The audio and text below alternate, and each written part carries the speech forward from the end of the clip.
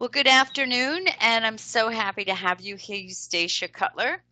I'm Chris Curry. I'm with the Temple Grandin Eustacia Cutler Autism Fund. I'm the coordinator, and today we have one of the founders, Eustacia Cutler, who is going to be reading a story to us that she has written called The Subway.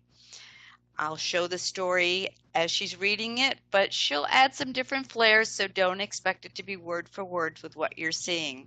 We're very excited to be doing this series, and I'm very happy that we're going to have many of these stories that Eustacia's written that you can listen to and enjoy.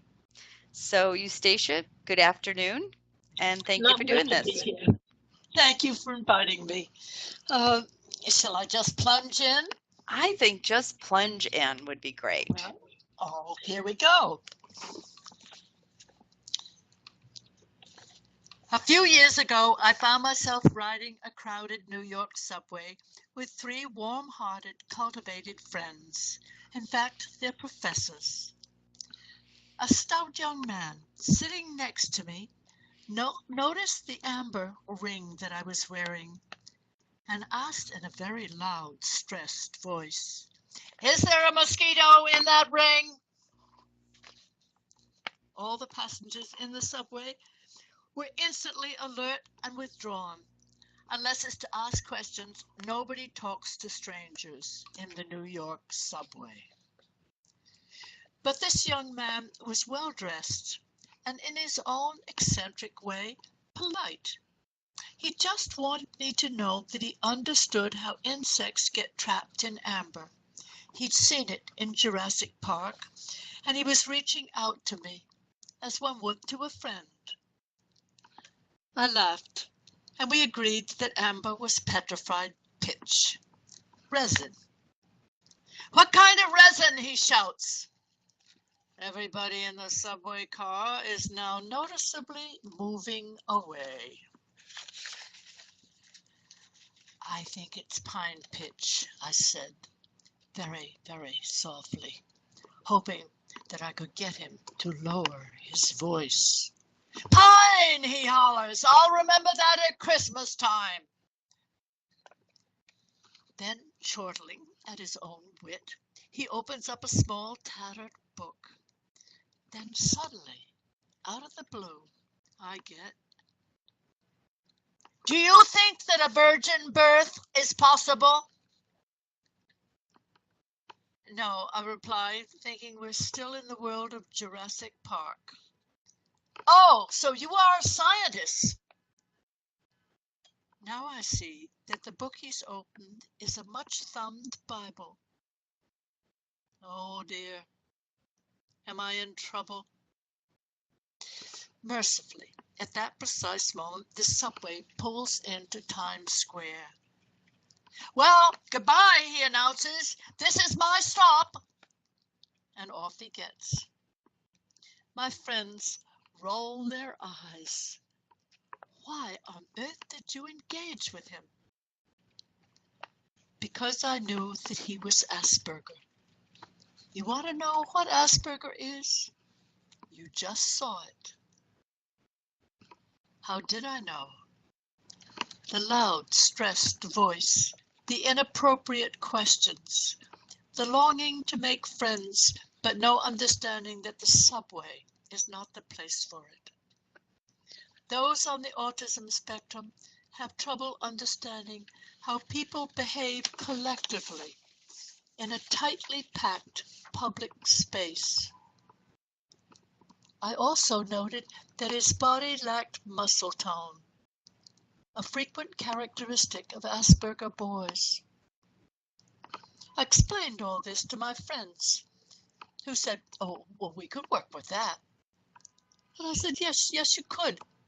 Once we understand what's going on, we're no longer feeling threatened. But there was another, more subtle aspect to the subway incident. How we see ourselves individually in relation to the individuals surrounding us. The young man in the subway was black.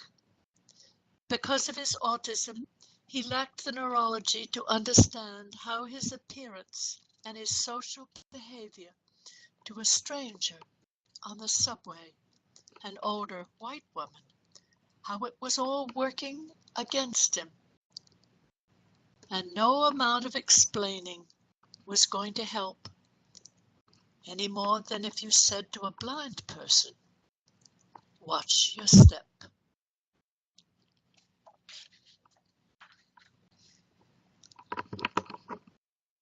Subway story. Thank you very much. That was a great story. I always enjoy listening to that one, and I love hearing you read.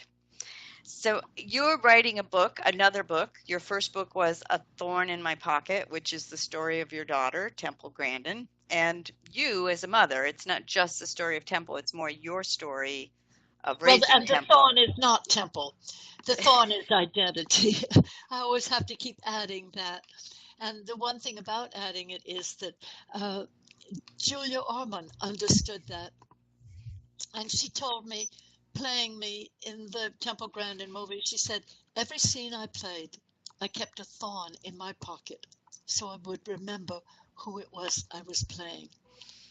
So that's what the meaning of that. And where did the thorn is. come from? Where did the thorn? It came from Robert Frost, and this came because wonderfully I was taken into a creative writing course at Harvard, and Theodore Morrison, who ran the course, was a close friend of Robert Frost. And he said that Frost told him that he'd taken to lecturing late in life, and it made him anxious. And the only way he could handle it was by keeping something in his pocket he could touch when he was talking. So I will remember who I am. And that's always been for me the emblem of what all mothers of children on the autism spectrum need to do. We all need to hang on to our identity. So that's what that thorn is. So it has nothing to do with Temple, but everything to do with you. Nothing to, yes, it's my thorn. It's about me. And you're writing another book, and the name of this book is? This is about the social history of autism. It's called Autism Old as Time. And I thought we needed to go back and look at autism in other eras. And of course, we've always had it. We didn't just invent it in this last century. And I found that there were various literary stories. In particular, it was the writers who understood autism. They didn't have a name for it, but they understood it. So the young man that you met on the subway that you had to explain to your friends this was Asperger's, where would that be found in a literary thing years ago? Where do you think that you might run into a young man? Oh, that's a good question. I think it's very evident in why is his name just fled from Melville? That's the name I'm trying to say. Herman Melville's story, Bartleby the Scrivener. And it's a story that most people with Asperger's just love because they feel it's theirs, and they love his remark, I prefer not to. They don't see that it's basically a tragic story.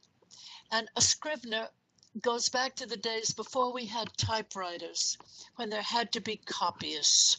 And the story is told by a Wall Street lawyer who's obviously doing very well. And he has 3 Scriveners in his office whose sole occupation is to copy what somebody else has written on a page, which is not exactly exhilarating. But Bartleby loves it. And when when the lawyer asks him to do something else, Bartleby says, I prefer not to. And he keeps answering that to all the questions. He keeps preferring again and again to each task that he's asked for, even though the lawyer tries to help him. He cannot budge from his routine, the system that he's used to. And he doesn't see it as a system of only copying. It has nothing original in it. And eventually it brings about his death. It's a tragic little story, and one that I think all of us who are interested in autism should read and reread. Uh, the other story by Melville, which I've been reading and rereading, is Billy Budd, a very different character from Bartleby, much younger, a very beautiful young man on a warship. And though it was the last story that Melville wrote, it's about an incident that happened at the turn of the 19th century, about 1798, shortly after the French Revolution. And it's about war with France. And as you read it, you begin to realize that for a lot of Asperger boys, the sea was their only escape, and they were good at it. Again, the same obsessiveness that made Bartleby so absolutely perfect in copying every page. A boy climbing the rigging, and you have to remember, on those old ships, before we had steamships, those masts were 3 stories high. You climb up a 3-story mast in a raging storm, and you got to get those ropes exactly right.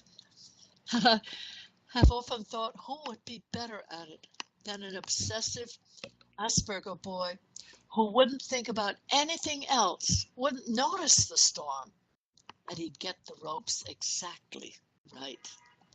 So we found places for people with Asperger's as part of Yeah. our society, and sometimes good, sometimes not so good. But the young man you met in the subway, do you think he has a place? Yes, I do. Do you think And that I thought somebody loves this boy. He was very well dressed. He was dressed in black. And I think that had to do with his carrying the Bible and being in black. And I thought somebody, and he knows where he's going in the New York subway, which takes a little doing. And he is obviously his family loves him and cares for him and understands him. so it was a matter of just sharing that information with your friends so that they could Yes. say, this isn't difficult to understand someone with Asperger's. It just takes It's a not little, rocket science, it was just, as we've said.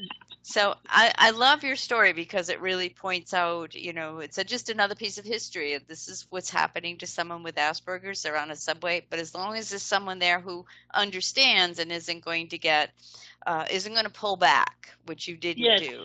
That's what he wanted, a friend, and he didn't understand that the subway isn't where you make friends.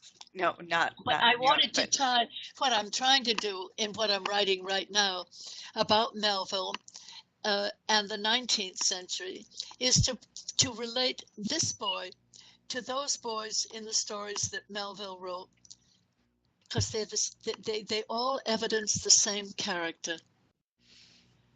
Well, I'm very excited about the book and how you're tying this all together, and I'm also looking forward to us doing some more of these stories that you're going to be reading. This was just number 1, and we'll be presenting more of these, and they'll be up on the website, the Temple Grandin Eustacia Cutler Autism Fund website. And I hope that you've enjoyed it as much as I have. And thank you very much. I'd love to do this again, and it gives me a chance to put some of these stories forward, and I want to hear your reactions to them, because that will help me in what I'm trying to write right now. So let us all keep connected.